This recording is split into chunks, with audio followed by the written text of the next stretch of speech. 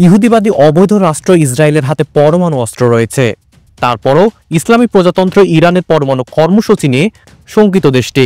Tel Aviv দীর্ঘদিন ধরে অভিযোগ করে আসছে পরমাণু অস্ত্র বানাতে চায় ইরান, যদিও তেহরানের দাবি এমন কোনো উচ্চ আকাঙ্ক্ষা নেই তাদের। তবে তা মানতে নারাজ ইসরায়েল। ইরানকে নিয়ে সদা ভয় ইসরায়েলের, কেননা চিরশত্রু দেশের হাতে পরমাণু অস্ত্র থাকলে তা হবে ইসরায়েলের রাষ্ট্রের জন্য অস্বস্তির সংকট। মধ্যপ্রাচ্যের সামরিক শক্তিধর দুই দেশ ইরান ও ইসরায়েলের মধ্যে সম্পর্ক সাপে নেউলে।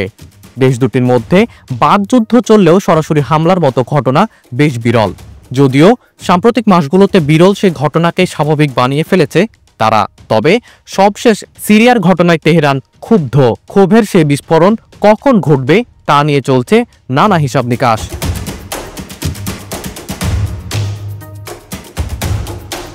এরই মধ্যে ইরান জানিয়েছে তাদের দেশে আগের চেয়ে ঘন ঘন আসবে আন্তর্জাতিক আণবিক শক্তি সংস্থা IAEA। তেহরান যে পরমাণু কর্মসূচি চালাচ্ছে তা শান্তিপূর্ণ কিনা সেটি খতিয়ে দেখতে বারবার ইরান গিয়েছেন সংস্থাটির কর্মকর্তারা। কিন্তু হঠাৎ করে IAEA এর এমন তৎপরতা বুদ্ধি নতুন জল্পনা কল্পনা উস্কে দিচ্ছে। তাহলে কি সত্য হচ্ছে ইসরায়েলের শঙ্কা?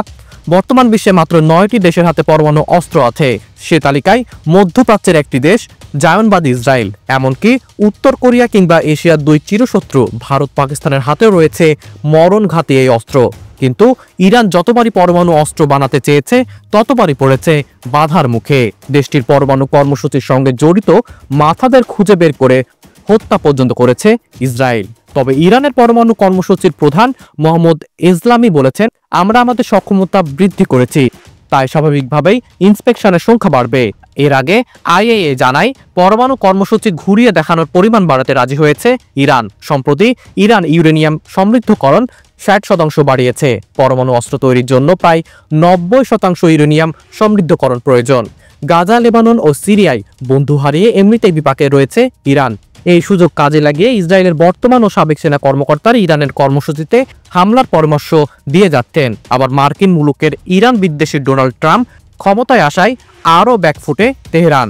আর তাই হয়তো নিজেদের পরমাণু কর্মসূচিতেই ইরান ডিফেন্সিভ খেলতে যাচ্ছে। আহত সিংহ যেমন আরও বেশি হিংস্র হয়ে ওঠে, ইরানও এমন হতে পারে। আর সেই আশঙ্কাতেই ভয়ে আছে Israel, America. Munowar Anjum Rifat, BD archive.